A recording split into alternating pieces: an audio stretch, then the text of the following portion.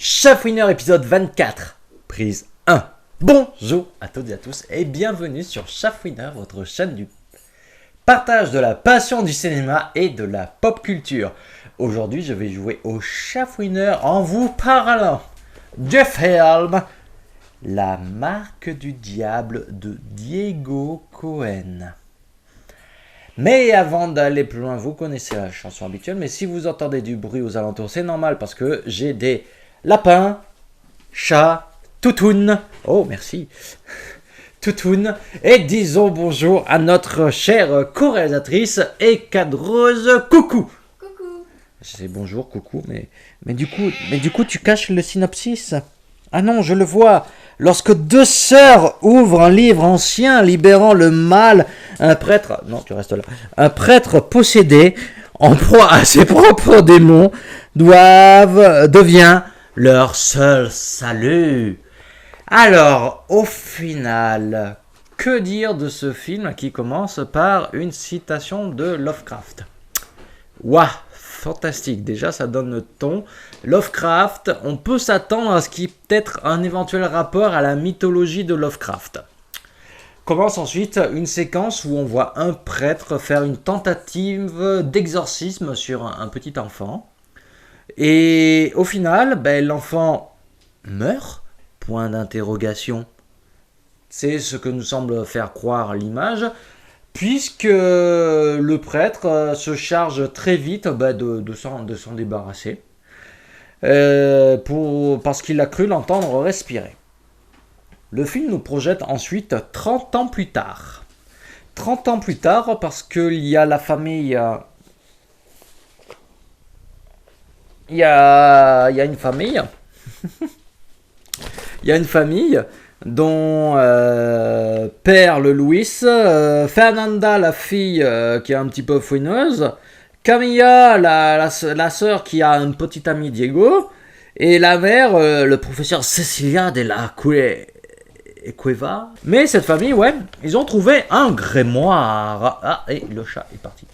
Donc cette famille, a trouvé un livre, le fameux grimoire en question qui était sous le lit du petit enfant. Ça, je sais plus si je vous l'avais dit. Mais du coup, il le trouve. Et on va vite se rendre compte que ce grimoire a un rapport avec la mythologie Lovecraftienne, parce qu'il y est fait de démons, d'anciens, de Cthulhu, de Cthulhu, la sœur de Cthulhu, je savais pas qu'il avait une sœur déjà, et d'autres entités de l'œuvre de Lovecraft. Donc c'est cool, la mère elle fait « Non, vous n'invoquez pas les démons !» Et les filles vont « Oui, pas de problème, maman !» On va lire le bouquin. Et au final, elles se font un petit peu posséder. Le problème c'est que la séquence de possession va ensuite se dérouler dans une boîte. Autant la scène est intéressante, autant c'est très confus. Et c'est... il y a un côté déstructuré. Il y a la musique qui monte, qui descend, qui monte, qui descend. Enfin, c'est très haché. Mais le problème, c'est que par rapport à l'image, qui est assez sombre quand même, on a du mal à bien cerner les choses. Du coup, on peut se demander ce qui est en train de se passer. Heureusement, bon, la finalité de la séquence nous fait bien comprendre que bon, il y a un couac qui se passe avec le personnage de Camilla, mais sinon... C'est un peu bof, Après, il y a une sorte de transformation soudaine et inexpliquée après une séquence de douche où il y a son médaillon qui va bien lui marquer la peau. Après, il n'y a pas de réelle explication pourquoi le médaillon ça a un tel effet sur sa peau. Peut-être, comme vous savez, dans certaines mythologies, dans certains contes et légendes, on parle que l'argent, ça peut avoir un effet sur les démons, certaines créatures de la nuit. Peut-être que là, c'était le cas, mais c'est pas bien expliqué. Peut-être que c'est aussi les significations du médaillon quant au fait que c'est là pour aider au bien-être, ce genre de choses. Mais c'est un peu flou, un peu comme tout le film.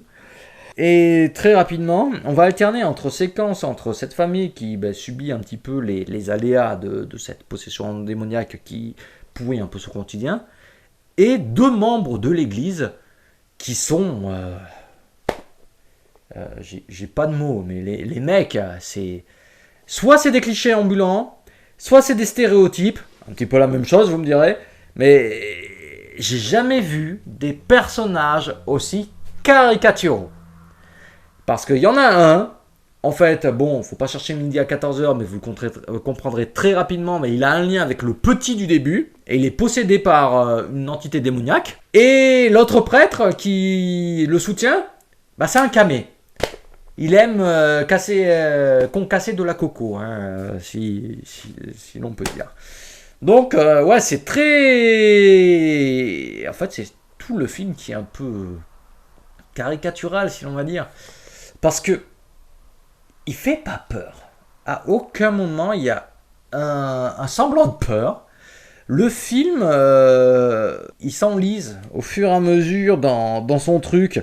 Parce que l'alternance entre les séquences entre la famille et le prêtre, bon, c'est pas là pour rien. C'est pour nous faire comprendre qu'il y a un lien entre ce qui se passe par rapport au livre et le prêtre. Mais bon, je vais aller à l'essentiel. Je vais pas plus m'étaler sur l'histoire. Et je vais tout simplement vous dire que, pour moi, ce film aurait fait une très bonne série, fantastique, horrifique. Mais pas un film d'horreur. Tel qu'il est, le film, c'est pas bien. C'est d'un cliché, c'est d'un lent, c'est d'un pas intéressant. S'il y a un truc que je pourrais en tirer peut-être du film, c'est les musiques. Les musiques, ça, elles sont sympas. Mais le film en lui-même, il est lourd. Il est...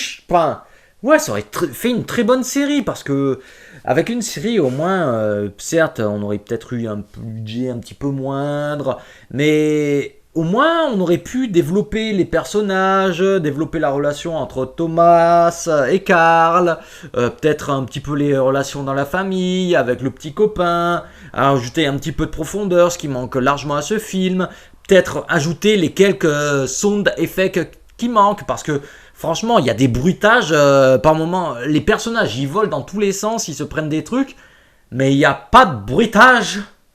Du coup, c'est pas crédible, ça perd de l'impact, de l'intérêt, on n'est pas dans le film. Et puis même, je vous parle pas des ralentis qu'il y a par moment. Lors du combat face aux démons, mais il y a de ces ralentis, putain, mais c'est d'un kitsch.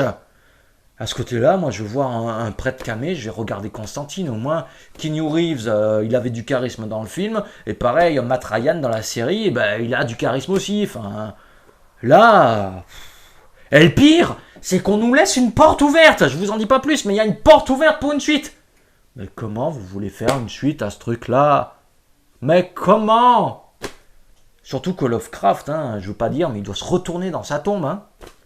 Non, mais ce film, des fois, je dis qu'il y a certains compositeurs musicaux qui devraient pas toucher d'instruments, mais il y a des cinéastes qui devraient pas toucher de caméra. Ou écrire des scénarios. Mais là, non. Là, non. La marque du diable, je sais pas, mais j'espère qu'il a pas pactisé avec le diable pour prendre un truc pareil, hein, sinon ça fait mal au cucu. Ceci étant dit, je vous rappelle que ce n'est que mon avis. Hein, si vous voulez me partager les vôtres, n'hésitez pas à le faire dans les commentaires, dans le respect et la bonne humeur. Ça sera avec plaisir que je vous répondrai. Ceci étant dit, n'oubliez pas la chanson habituelle. Likez, abonnez-vous, commentez, partagez, cliquez sur la petite cloche pour être notifié des prochaines vidéos. Ceci étant dit, je n'ai pas plus à vous dire. Je vous dis donc à la prochaine. Ron, Ron, chafouineur, Ron. Ouais, dans le ligne du cul.